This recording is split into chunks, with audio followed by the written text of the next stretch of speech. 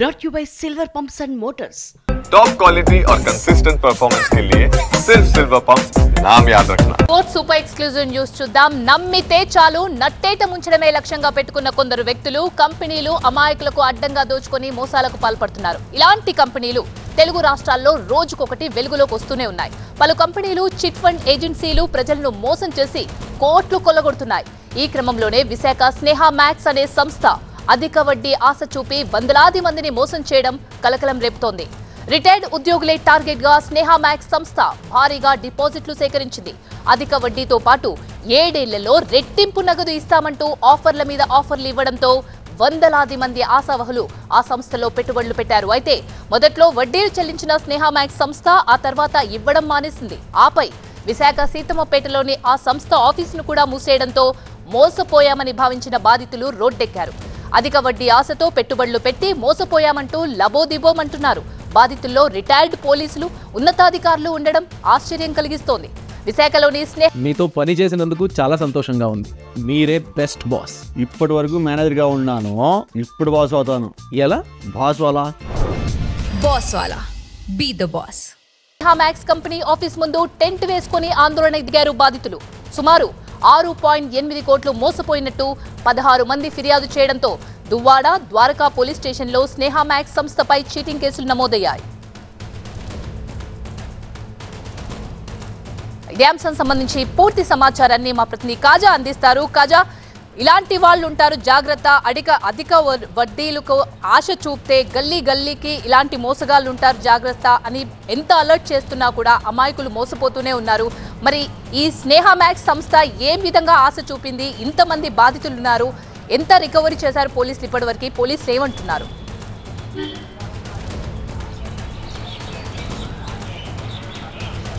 ఖచ్చితంగా స్నేహ మ్యాక్స్ విషయంలో అయితే పేబ్యాక్స్ సొసైటీ అనే నినాదంతో ఇది సంస్థ పుట్టుకొచ్చింది. 2008లో దీన్ని విఆర్ఎస్ తీసుకున్న ఐఆర్ఎస్ ఆఫీసర్ శివభాగ్యరావు దీన్ని స్థాపించారు. ఇది చైర్మన్గా ఉన్నారు.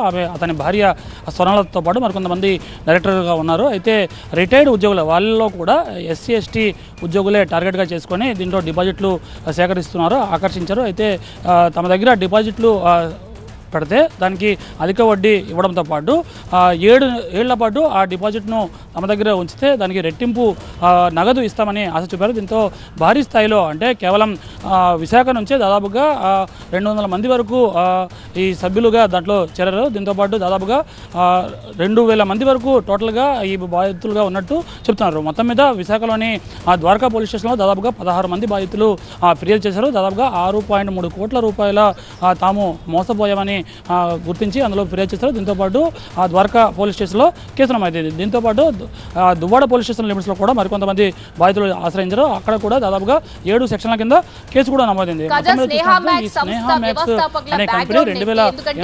పోలీసులు కూడా బాధితులుగా ఉండడం ఆశ్చర్యం కలిగిస్తోంది. వీళ్ళ బ్యాక్గ్రౌండ్ ఏంటి, ఏం చెప్పి మోసం చేశారు? పోలీసుల అదుపులో వీళ్ళు ఉన్నారా?